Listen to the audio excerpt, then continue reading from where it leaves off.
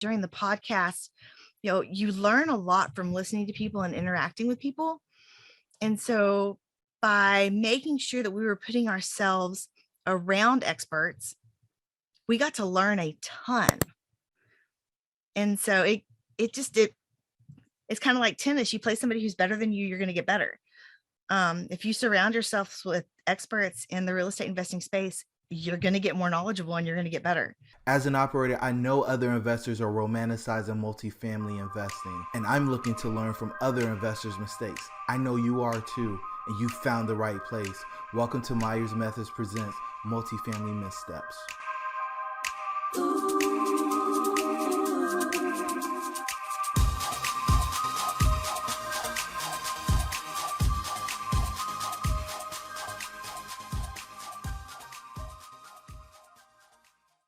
Hey everybody, and welcome to Multifamily Missteps. I'm your host, Jerome, and I went down to Texas and wrangled me up somebody to come hang out today.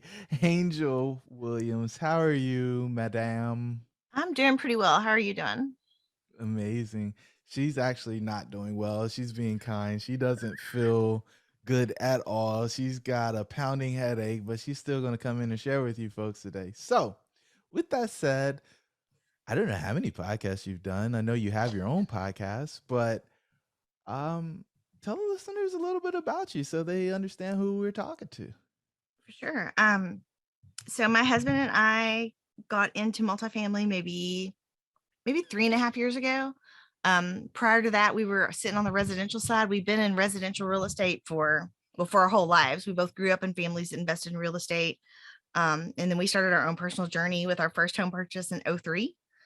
And it became our first rental in 2007. So we currently have, in the residential side, we've got like 5 single family homes. Well, we have 6, but one of them is my great grandparents' old house and it needs some help. It's not inhabitable. And then a quad, some duplexes, and we got into some oil and gas. So we got a little diversified. So we've just kind of been all over the place. We were passive. And then we got our first active side deal across the finish line on December 17th. So of 21. So. Wow. So tell us a little bit about the big deal. So it's a 72 unit. It's about a little less than 15 minutes from our house, which makes it super nice. Because if there's any issues, we're right here. And so being super close to the property it's been really amazing, because like when the cost seg people showed up last week, we were able to be there. So that was really neat to see how he goes through and buckets everything, because it gives you a different understanding of how cost segregation works. Because they're like, oh, cost seg, yeah, that's awesome stuff. But to see how it's actually like allocated into the different buckets was pretty wild. Nice. So you bought in your own backyard, and how'd you find the deal? So that's a funny story too. My husband has an underwriting review company. He has Second Set of Eyes. So he does underwriting review, or he'll be your straight underwriter if you need him to be. And someone had brought this property to us. Gosh, I want to say it was like March of 21. And Jason underwrote it. And at that point in time, the purchase price was going to be different. It was off market then, but it was going to be different. And he couldn't get the numbers to work out. And then I guess it was June, it came across my cell phone on one of those blast messages from the broker. And at that point in time, I had never talked to a broker or anything. And I was like, you know what? It's right here in Wichita Falls. I'm just going to call him. And so I just called him. And at first, the guy didn't even know I was on the phone because his earbuds were around his neck. And so I'm like, hello. I'm like yelling. And finally, he puts his earbuds in. He's like, oh my gosh, I didn't even know anybody was on the phone. And I was like, yeah, so I just got this text message from y'all that there's these 2 properties here in town and we're interested in them. And he was like, okay, well, do you want to set up a time to tour? I'm like, well, I think so. So I was like, I guess pencil this in. At that time, it was like noon. And I'm thinking Jason can leave his W-2. It's right down the road, and meet us there at his lunch hour. And I was literally like, well, hey, if I don't call back and cancel it, we'll be there. And so that was how we showed up to it. And we hit it Taking off with the action. broker and like the senior broker on the deal. And we actually wound up going 4x4 and like on our, we have a Jeep and he has a, oh gosh, what was it? It's not a Jeep. It was a 4Runner, a Toyota 4Runner. And so we went out off-roading. Maybe it's between Dallas and Wichita Falls. There's a little town there that has off-roading trails, and we met them there and went off-roading all day. And that was how it worked out. It was wild.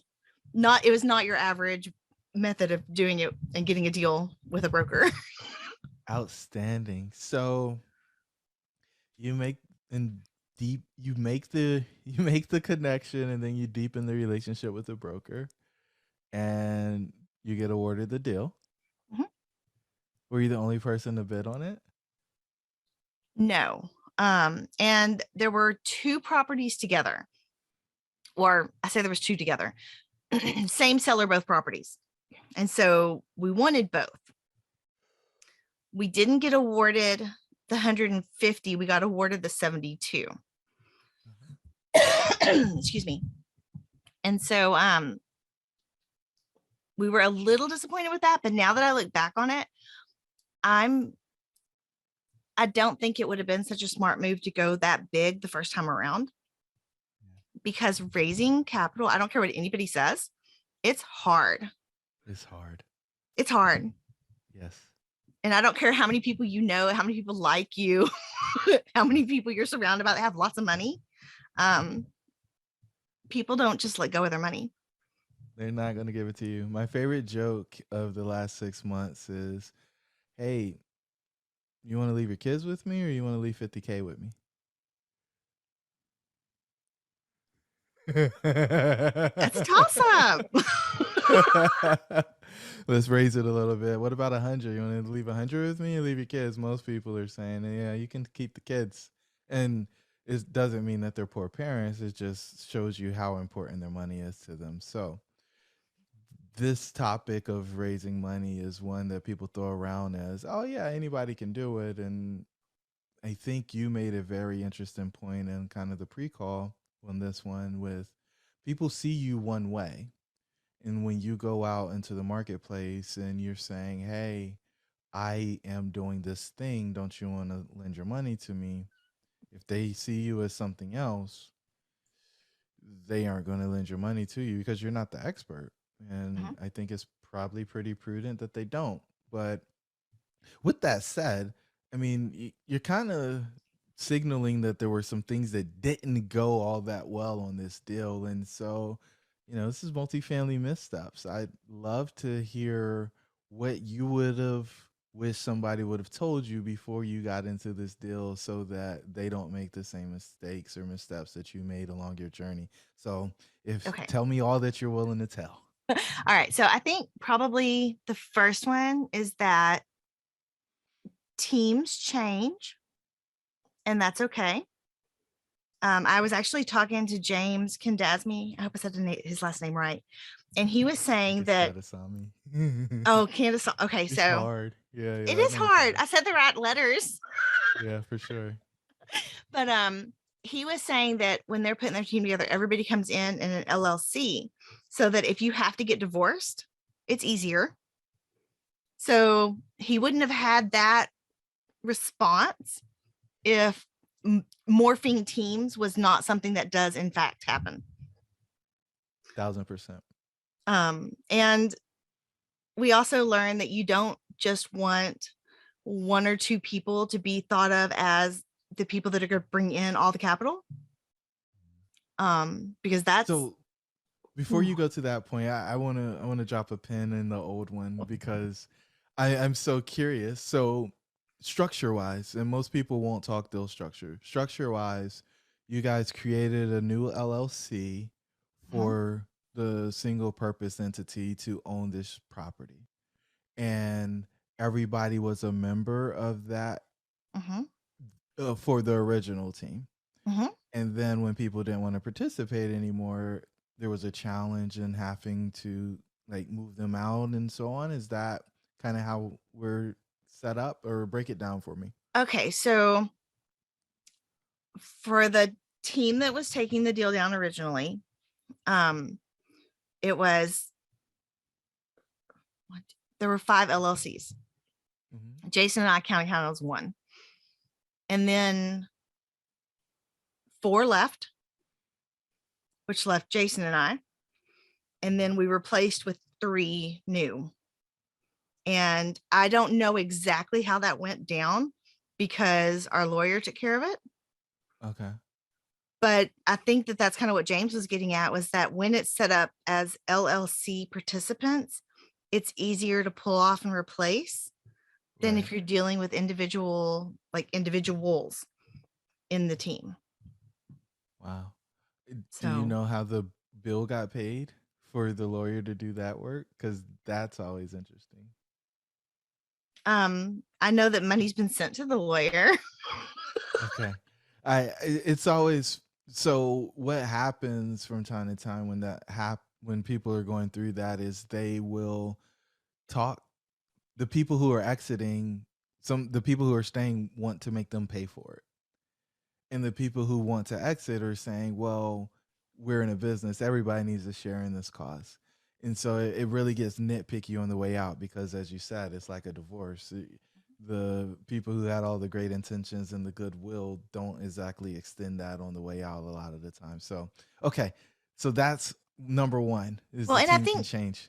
so, as just kind of going back to the goodwill piece of it.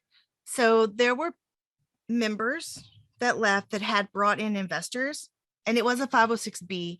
So those investors needed to go with those members anyway. But in my heart of hearts, those investors were never our investors. And so even if it had been a 506C, I still think that those investors should have gone with the members that left. Roger that. So, But it's funny. Our investors, their investors, my investors, your investors.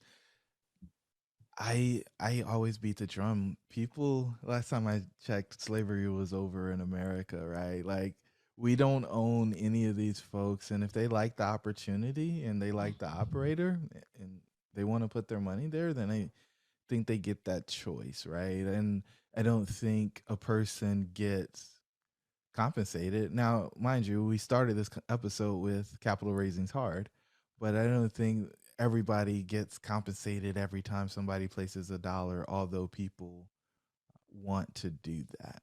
There are people who want to put boundaries around who their people are and who gets paid for what. So I hear you loud and clear. And I think your approach keeps you from being seen as somebody who's greedy or trying to take advantage of others. So I see where you're coming from for sure. yeah. Well, and it was, for us, it was different too, because it was a 506B and we didn't really have a relationship with those investors. But at the same time, we were in another deal that we were looking to get into. And Kristen Ray was the one that we had talked to, and she was bringing us in. And I remember getting a phone call from her and her saying, I want you to know that I'm leaving this deal. And she told me why. And she said, it's your decision. If you want to leave your money in this deal, that's up to you. But this is why I'm leaving. And we wound up not investing in that. And I have like 100% respect for her, because what a difficult conversation to have. She's such a sweet lady. She's got such a good heart. I like her a lot. Yeah, but it was, and I think that just having that experience as passive investors has changed the way that I feel like, or maybe not changed, but it influenced the way that I believe that we'll always do capital raising. And when there are those kinds of switch outs and morphs in the team, as far as like being vocal and transparent and letting investors know what's going on and letting them make their decisions. A lot of people want to be profitable multifamily operators, but lack the knowledge, deal flow, experience, and capital to be successful. They often try to overcome these challenges out of order, slowing or eliminating their ability to get the next deal done. We have developed a framework that allows them to gain the knowledge they need to find profitable deals. When they use our system, they create time and location freedom, as well as the generational wealth they desire for their family. The Multifamily Kickstart program has proven to be the fastest way to establish credibility and build a profitable apartment portfolio. Hop over to jeromemyers.co to find out more information. Transparency is the name of the game if you want to have trust. There is no way around that. Okay. So teams change and investors may leave if the team changes. What's next? You were going to the next one. I cut you off. So yeah, I don't even remember what my train of thought was.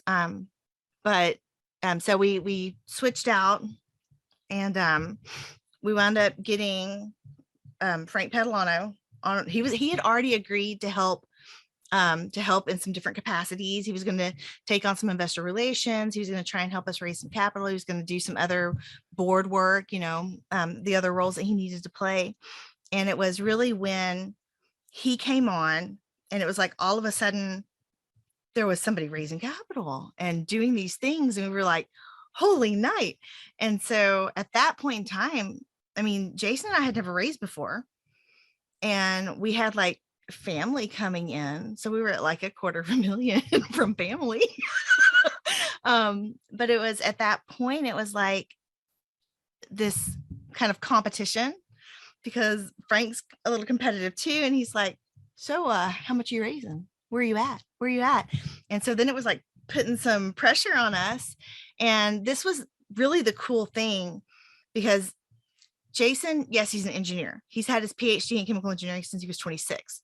I mean, people look at Jason and they think smart guy engineer. But at the same time, everybody has known that he's had a real estate side hustle. They know he's had single family. They know that his family did residential multi. Like, they know that he knows real estate. So when he went to ask people for funds, they didn't see him as, oh no, you're just an engineer. Yes, they see him as an engineer, but they also see him as someone that knows about real estate. And so that was a huge thing. And we've got some other people that I've met along the way, and I've told a little bit about just what it's like to raise capital, and that it is hard. And we did raise over $750,000. I mean, we did amazing. But it really comes down to how do people see us first? When people say, oh yeah, Jason's an engineer, they don't generally say he's just an engineer. And when people look at me, they don't generally say, oh, she's just a teacher. Because we've made sure that we've positioned ourselves as people that also do real estate, or that we do real estate equally as well as what people consider our primary occupations to be. Because that's a real big deal. So how have you done that? Because I think a lot of people are defined by a thing, right? This is their identity, and typically it's their occupation. So has there been any intentionality around how you talk about your work, or is there some specific branding? Like how does one do that? Cuz I think it's a pretty challenging task to overcome. Yeah, no, absolutely. One of the big things that we wanted to do was have a thought leadership platform. And so we did that through the podcast, through doing virtual summits, and just recently, I guess when COVID kind of hit, making sure that our summits were going. And then on May 1 of 2020, we decided we were going to do like webinars or podcasts or something. And that was when that started. And then this past January, we decided we were going to start a meetup. And so we do a virtual meetup. And it was just like making sure that we were positioning ourselves out there so that people saw us and they heard from us. And during all of the summits and during the podcast, you learn a lot from listening to people and interacting with people. And so by making sure that we were putting ourselves around experts, we got to learn a ton. And so it's kind of like tennis. You play somebody who's better than you, you're going to get better. If you surround yourself with experts in the real estate investing space, you're going to get more knowledgeable and you're going to get better. And so that was, I think, one of the biggest things that really helped us was the proximity to experts and just learning as much as we could along the way. Wow. And I think that's really smart because the intentionality around that, right? I'm going to be in the room with people who know more than what I know. One, you have to be humble enough to admit that, and then two, to actually take the steps, to be courageous enough to go there where people know that you don't know.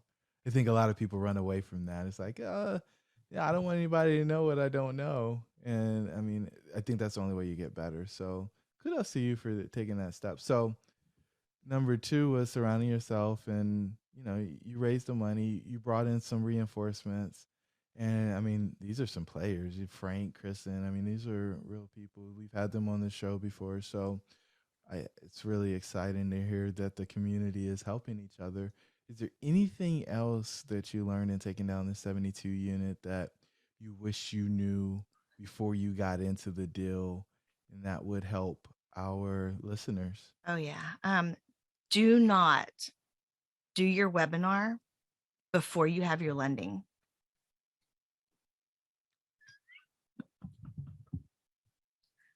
Yeah.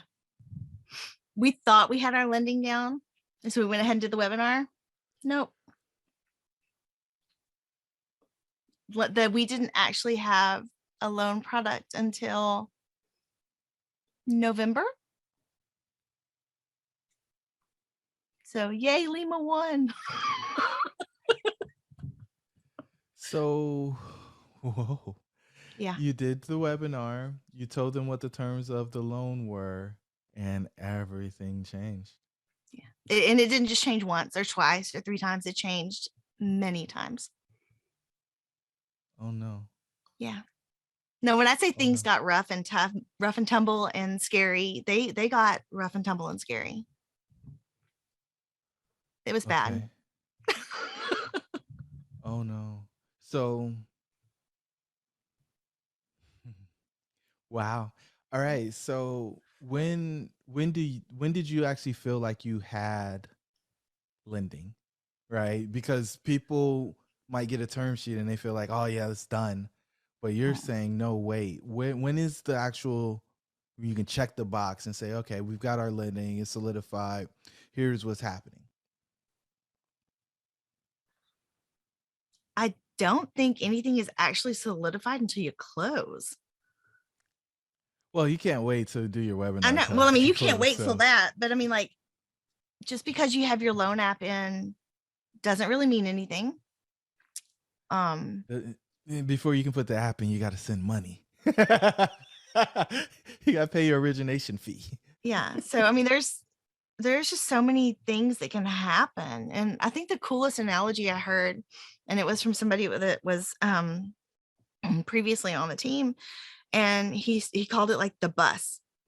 So we think we had a loan product and we all get on the bus and we're going down the road thinking we got this thing going down. And all of a sudden the road ends and we fall off the cliff. And then we get on another bus and we think it's going to happen again. And there's another cliff. And we get on another bus and there's another cliff. And it was just like, holy night. And it was tough. It was tough. And I want to say that it was November, maybe the beginning of November. No, yes. It went really fast once we finally had a loan product. Because I want to say it was like 30 days from beginning to end once we finally had a loan product. But it was scary to then. And there was still, like, even on the day we closed, I don't know if I'm even supposed to say this, but there were 7 versions that came out that day. 7 versions of what? The HUD? Something, I just know that there were 7 versions. The closing docs. Yes, 7 versions of the closing docs. And it was just like, holy night. So again, God bless Frank. He just wired money and said, here, we're going to get this thing across the finish line. And here's in case we have issues. It was like an extra, I don't know, less than 100, but more than 50. I mean, just extra here, just in case. Love it, love it, love it. Yeah. And so now, why was it so important that you guys got this thing across the finish line? Because you contract this thing pretty aggressively.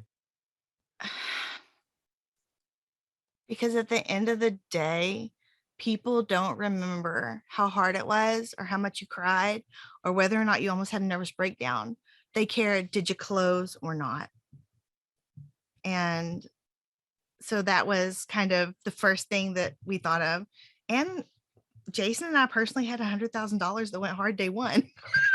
So we had our own money in the deal on the line from the very beginning. So we were really vested into it. But then I just keep thinking about, like, it was Dugan that said it. He was like, at the end of the day, nobody cares about all the other crap, Angel. They care, did you close or not? Wise counsel.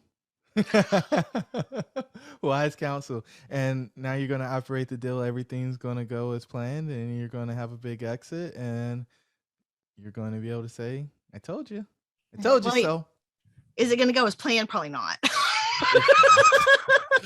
We'll bring you back when you get some more good stories to share with folks. But the fact of the matter is, you got the thing across the finish line. You found out who are some really great partners. You've built a relationship that's going to last a really, really long time. And what more can you ask for? I mean, I think that's the whole point of the business. The business is to be in a space and a place where you grow your network, you do good with your investments, and you make a real impact in the community. So, and that's what your heart is. And, you know, if Frank's involved, he's definitely one of those folks as well. So, final question. What words of wisdom do you have for our listeners?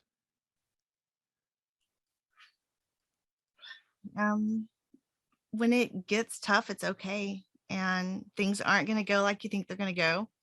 And that's actually normal. Uh, it's going to be scary and it's going to get crazy. And I think one of the biggest and best pieces of advice I've gotten recently is, yes, it's hard, but how much does it cost to start a Subway? I know it seems really random. I'm like, I don't know, $1 million. No, it costs like $300,000 to start a Subway. How much is the property you just purchased? How many Subways is that? I'm like, 17, 18. He's like, yeah, that's right. You're running 17 or 18 Subways now. And it was like, oh, wow. And it just helped me really put into perspective, number one, why things were so crazy. But number two, why it takes a different level of response when dealing with the business, because that's what you purchased, was a business. Apartment building business, multifamily business. That's what we're buying. It just happens to have some real estate attached. Angel, thank you so much for fighting through the head cold or respiratory infection or whatever you have going on and giving us these jewels, because I think so many people avoid talking about this stuff, and it doesn't matter how many times you've done it, there are always challenges with getting a deal across the finish line. And to do it with new people and old people and all the other things that you had to endure and encounter on this one is a testament to your commitment to getting that outcome. And for the rest of your career, you will always be able to tell this story as the one that everything that could have gone wrong went wrong, and you still got it done. So it absolutely should build your confidence on the go forward. So thank you so much. Thank you. To the listeners, the pack's with you. We'll talk soon. You made it to this juncture, so you really love what we shared on this episode of Myers Methods Presents Multifamily Missteps. Do us a favor, give us a 5-star rating, give us a review, and share this with somebody who's interested in multifamily investing. Until the next time, the pack is with you.